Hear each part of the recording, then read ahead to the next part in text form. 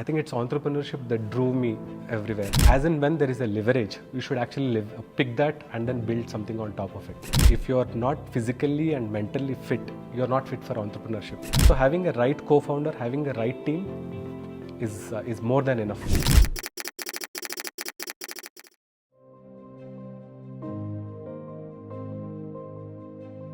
So that's a great question, and it's also strange because you're right that a lot of time in IT, then into urban farming, then little bit with schools, now under nourishment. It's not a consistent graph. But then when you look at all these things, including my masters in entrepreneurship, I think it's entrepreneurship that drew me everywhere. That's one common thread you would find. The other common thread you would find is all these enterprises has some sort of social impact.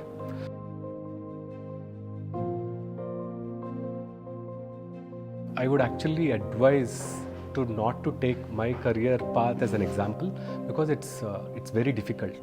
But on contrary, I would suggest them to work or spend most of their time in the domain knowledge that they have built.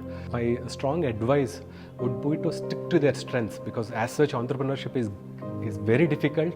As and when there is a leverage, you should actually pick that and then build something on top of it.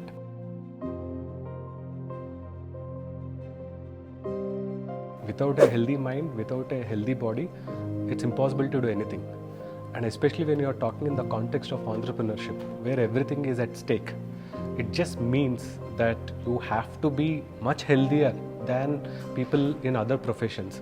For example, a job goer versus an entrepreneur, you have to figure out a way to be on top of your mental and physical health. If you're not physically and mentally fit, you're not fit for entrepreneurship.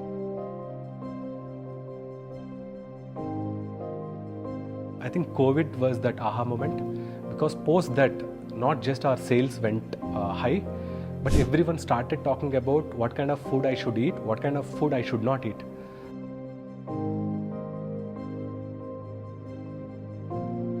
It was extremely difficult initially. Of course, there was a different team back then. Back then, forget about educating the consumers. We have to educate even the supermarkets because the terminology of quinoa chia was non-existent. First, you have to educate them. And the initial set of people were those people who were exposed to other countries. Because quinoa at that point of time wasn't popular in India, but it was extremely popular in the West, especially in US. So these people who had some form of connections or travel to these countries, they were instantly able to appreciate what quinoa can do to you. And this spread by itself. It took a long time. And we were fortunate enough to stay for a very long time and enjoy the benefits later.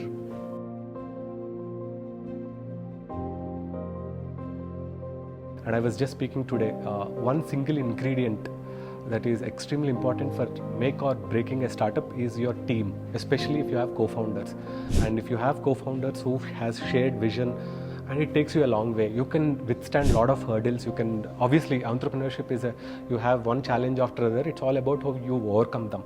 So having a right co-founder, having a right team is more than enough.